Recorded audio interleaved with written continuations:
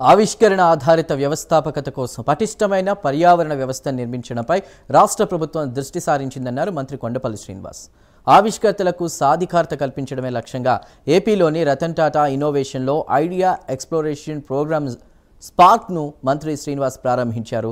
సామాజిక పరివర్తన, ఆర్థిక వృద్ధిని ముందుకు తీసుకెళ్లడంలో వ్యవస్థాపకులది కీలక పాత్ర అని అన్నారు. మన రాష్ట్రానికి, దేశానికి అభివృద్ధిలో వెలుగుదారులుగా మారే ఎక్కువ మంది యువ వ్యవస్థాపకుల అవసరం ఉందంటూ కూడా తెలిపారు మంత్రి Kondapalli Srinivas. After all the programs, a question, silly question కాదు, so చాలా questions అడిగి exercise లో participate చేసి, I hope after the end of this మీకు ఒక business model, ఒక validated idea ఉంటుంది. Sometimes the idea we start with may not be the one that successfully takes off. You all decided to take the first step. You need not have clarity, you just need an idea. Unless you take the initiative to learn, nobody is going to help you. We can only create an ecosystem.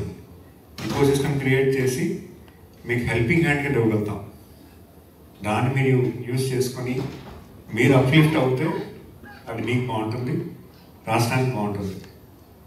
మీరు uplift అవుతే మనం ఒక what we call lot of Telugu entrepreneurs ఉన్నారు, మంచి startups ఉన్నాయి. అవన్నీ ఎలా excel అంటే ఓవర్ నైట్ ఎక్సెల్ అవ్వాలి, which was later scaled up to the level where we are using as WhatsApp governance.